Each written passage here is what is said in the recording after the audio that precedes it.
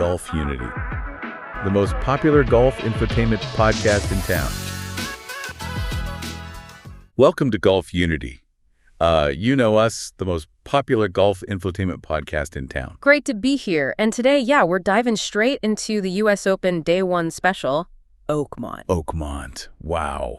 It is absolutely living up to its reputation, isn't it? Just brutal. Completely. We've got some sources here, articles looking at, the leaderboard, what the players were saying, and just why this course is such a beast. Right. So our mission as we dig into this with you is to find the funny bits, the cool moments, the really exciting stuff from day one. And maybe some of the controversies too. See what this crazy start tells us about the major. Exactly. And how it connects back to maybe, what you might feel on the course sometimes, that feeling of just survival. Well, survival is the word. The scoring average, nearly 5 over par, almost nobody under par, even though the weather seemed pretty good. Crazy. Yeah, and the sources highlight why. Greens, rolling over 14 on the stimp meter, super fast. 14. And rough over 5 inches thick. One writer put it perfectly, basically. You get punched in the face. Huh. You really feel that reading about it. Okay, so the leaderboard then. The biggest story has got to be who's actually leading, right? Oh, totally unexpected. Spaun finished day 1 at 4 under, a bogey-free 66. Bogey-free at Oakmont. Seriously. Seriously. It's phenomenal. The articles point out he's only played one other U.S. Open, and he's just the second guy since, 2007 to go bogey-free there in a round. So how? What was the key? The sources must talk about that. Well, he basically said, and this is interesting, he came in with no expectation, didn't really know what to expect. Maybe that helped. Could be. That freedom. And the details show his scrambling was just incredible. Made 6 par putts over 7 feet, saved him again and again. Right. Clutch putting. And he actually credited losing that playoff to Rory at the Players earlier this year. Said even though he lost, it gave him confidence for the big stage. It's all mental sometimes, isn't it? Yeah, definitely a mindset thing.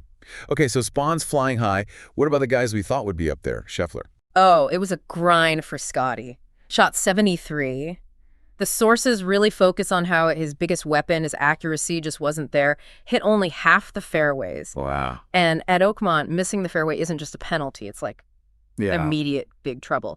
There was even a report he slammed a club. Shows the frustration. Yeah, you can picture it. What about Rory? Rory McIlroy.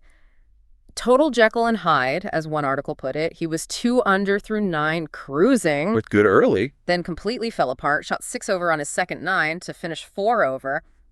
Hacking out of that thick rough. Nasty double bogey.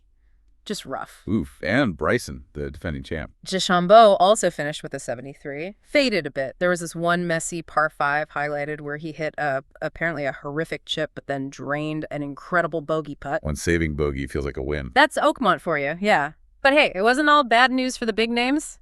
Brooks Koepka. Ah, okay. Major Brooks. It's like he might be back. Shot a 2 under 68. Said he got a good old-fashioned lashing from his coach in a bunker earlier in the week, which is pretty funny. Huh. Whatever works. But yeah, the takeaway seems to be a fiery, ticked-off Brooks Koepka is back. You just never count him out in these things. Never. And didn't Siwoo Kim have a great quote? Also shot 2 under. Oh, the best. He basically said, honestly, I don't even know what I'm doing. Kind of hitting good, but I feel like this course is too hard for me. Just raw honesty. Love that. It's like sometimes you're just out there surviving. Yeah. Right? Which feels relatable. Exactly. And there were other wild moments too. Patrick Reed made an albatross. Super rare. No way. Yeah. Only the 4th one in a U.S. Open since '83. Mm-hmm.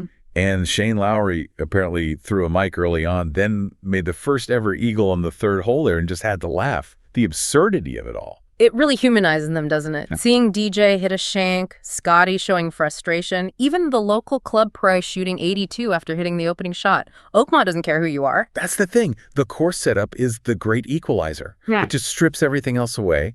It's not about attacking. It's about, managing the disaster. Tactical survival. So wrapping this up, what does day 1 really tell you? It is a wild ride, all right. Oakmont demands respect, punishes every little mistake. For sure. And the unexpected leader, the stars struggling, that player honesty makes it fascinating viewing. And for your own game, maybe the takeaway is sometimes golf, especially tough golf, is just about damage control. Avoiding the blow-up hole is the win. Absolutely. Sometimes par or even bogey feels like a birdie. So here's something to chew on. After seeing day 1, this level of carnage, could the winning score at Oakmont actually end up being over par. What do you think? Let us know. Yeah, definitely something to consider. Well, that's our deep dive on day one. Thanks for joining us here on Golfunity, the most popular golf infotainment podcast in town. Hey, make sure you ring the bell, follow us on social media. You know the drill. Don't miss the next update from Oakmont. Join us next time as we dive into brief tease for next episode topic. See you then. Head over to our social media. Yeah? Tell us what you think. Let's hear it. And give us your predictions for the future of golf. Until next time. Keep it in the fairway. And hit 'em straight.